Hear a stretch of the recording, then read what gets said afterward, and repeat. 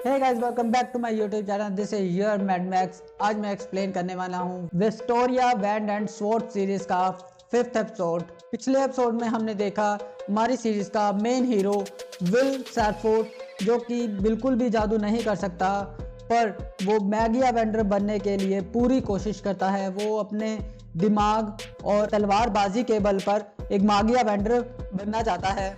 उसके इस सफ़र में बहुत सारी कठिनाइयाँ आती हैं, जिसे वो बहुत ही हिम्मत से पार करता हुआ जाता है।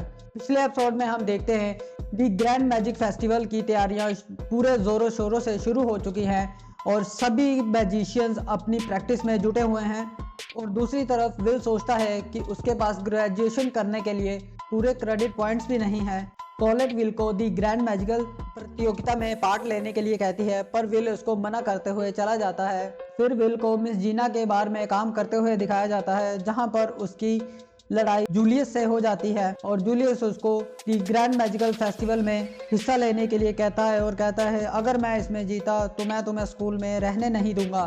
और विल कहता है अगर मैं जीता तो तुम्हें इन सब से माफ़ी मांगनी पड़ेगी। यहीं पे हमारा एपिसोड नंबर 5 शुरू होता है। शुरू के सीन में हमें दिखाया जाता है the head ministers the grand magical festival को शुरू करती हैं और उधर विल को भी कंपटीशन के लिए तैयार होते हुए दिखाया जाता है। कंपटीशन में पार्ट लेने के लिए 3 लोगों की टीम होनी चाहिए, जिस वजह से कॉलेट सियोन के पास जाती है और उसे अपनी टीम ज्वाइन करने के लिए कहती है। सियोन बहुत ही खुश होता है और सोचता है आखिर कॉलेट मेरी वैल्यू समझ ही गई। मगर सियोन जब टीम के तीसरे साथी को देखता है तो बुरी तरह से चौंक जाता है। वो देखता है कि विल ही तीसरा साथी है, तो वो कॉलेट को बोलता है कि ये यहाँ क्या कर रहा है। कॉलेट कहती है कि मैंने तुम्हें बताया था कि तुम हमारी टीम ज्वाइन करोगे। हमारी टीम मतलब मेरी और विल की टीम। कमेंट्री करने का काम स्टूडेंट मारियोस और प्रोफेसर एडविड को दिया जाता है, जो पूरे खेल को अपने अंदाज में ऑडियंस को बताएंगे। और आपको ये भी बताता चलूँ, इस खेल के सारे लेवल प्रोफेसर एडविड ने ही डिसाइड किए होते हैं और इससे आप अंदाज़ा लगा ही सकते हो कि खेल कितना ही डार्क होने वाला है। इस खेल में पूरे एरिया को 4 जोन में बांटा हुआ है, जिसमें पूरी टीमें उस जोनों में से गुजरती हुई तकलीफ़ों का सामना करती हुई और उसको सेंटर पॉइंट में आना है। सेंटर पॉइंट का नाम है वुडलैंड जोन, जहाँ पर आपको क्राउन मिलेगा और उसको पाना है। जो उसको पहले पाएगा वो ही इसमें जीतेगा। प्रोफेसर एडवर्ड बताते हैं कि इस खेल को डंजन में आने वाली मुसीबतों को नज़र में रख के बनाया गया है। विल की टीम का नाम है स्क्वाड 6। पहले राउंड में हम देखते हैं कि एक सस्ते ट्रांसफॉर्मर्स को, जिसे पार करके ही हम नेक्स्ट राउंड में जा सकते हैं। और स्टेडियम में बैठे सभी लोग विल का मजाक उड़ा रहे होते हैं कि वो इन सबको कैसे पार कर पाएगा। कॉलेट अपने मैजिक से विल के एक हाथ को पत्थर का बना देती है। विल अपने एक ही पंच से बहुत सारे ट्रांसफॉर्मर्स को धूल चटा देता है। ये देखकर सभी हैरान हो जाते हैं और चुप्पी सी साध लेते हैं। स्टूडेंट मॉरिस अपनी कमेंट्री में बताता है कि सबसे पहले जिसने ट्रांसफॉर्मर्स की धज्जियां उड़ा दी हैं उसका नाम है विल फॉरेस्ट। और ये भी कहता है कि जिसे हम बिल्कुल ही नाकाम और फजूल समझ रहे थे, वो तो बैडलाइन जोन को चीरता हुआ क्राउन की तरफ जा रहा है। बैडलाइन जोन में कॉलेट बहुत सारी तलवारें निकालती है, जिसको यूज करके विल बॉम्बर मशीन को तबाह कर देता है और एक बेहतरीन पोज देता है। अब तक की सबसे टॉप की टीम स्काउट 6 चल रही होती है, जो कि विल की ही टीम है।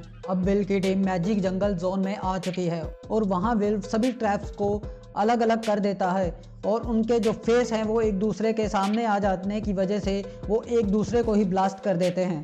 विल इस जोन को भी बहुत ही आसानी से पार कर लेता है और क्राउन की तरफ बढ़ता हुआ चला जाता है। पर लेकिन दोस्तों, असली मुकाबला तो शुरू होगा सी ऑफ ट्री से, जहां पर विल अपनी एक योजना बनाता है कि हम भागकर वहां जाएंगे और छुप जाएंगे। हम एडवांटेज इलाकों को बचाकर जूलियस का इंतजार करेंगे। पर उसी वक्त दोस्तों एंट्री होती है जूलियस की। जूलियस विल पर एक खतरनाक अटैक करता है और विल बाल बाल बचता है। सभी जूलियस को देखकर बहुत ही हैरान होते हैं कि जूलियस इतनी जल्दी यहाँ पर कैसे आ गया। विल जूलियस को यहीं पर पकड़ने का प्लान बनाता है। सियोन अपनी पूरी ताकत से जूलियस पर फायर अटैक करता है, पर विल सियोन और जूलियस के बीच में खड़ा होता है। ये देखकर कॉलेट एक मैजिक शील्ड विल पर बना देती है कि सियोन के फायर अटैक से विल बच सके। और बाद में विल और कॉलेट को पता चलता है कि वो फायर अटैक जूलियस को नहीं बल्कि विल पर किया गया था। और वो हमला इतना बड़ा था कि एक बहुत बड़ी शॉक वेव पैदा होती है, जिसको देखकर स्टेडियम में बैठे और कमेंट्री करने वाले प्रोफेसर एडवर्ड और स्टूडेंट मॉरियस हिल जाते हैं। सियोन के इस पावरफुल अटैक से आधा जंगल तबाह हो जाता है। सियोन सीधा सीधा विल को लड़ने के लिए कहता है, पर लेकिन विल कहता है कि तुम्हारा दिमाग खराब है क्या, ये कोई समय है लड़ने का, अभी हमें कंपटीशन पर ध्यान देना चाहिए। सियोन किसी की भी बात ना मानता हुआ विल पर अटैक करता रहता है। जूलियस कॉलेट के आसपास एक बर्फ की बहुत बड़ी दीवार खड़ा कर देता है, जिसकी वजह से कॉलेट विल की कोई भी मदद ना कर पाए। विल के बहुत समझाने पर भी सियोन नहीं रुकता और कहता है, अरे गवार, यहाँ खड़ा क्या कर रहा है, अपनी तलवार उठा।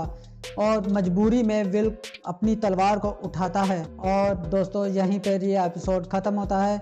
नेक्स्ट एपिसोड के लिए चैनल को लाइक और सब्सक्राइब जरूर कीजिएगा। होप सो आपको ये सीरीज़ बहुत पसंद आ रही होगी। अगले एपिसोड में हमें पता चलेगा कि विल सियोन को हरा पाया या नहीं, क्या विल ये बिग ग्रैंड टूर्नामेंट जीत पाएगा या नहीं, देखेंगे नेक्स्ट एपिसोड में। Take care guys.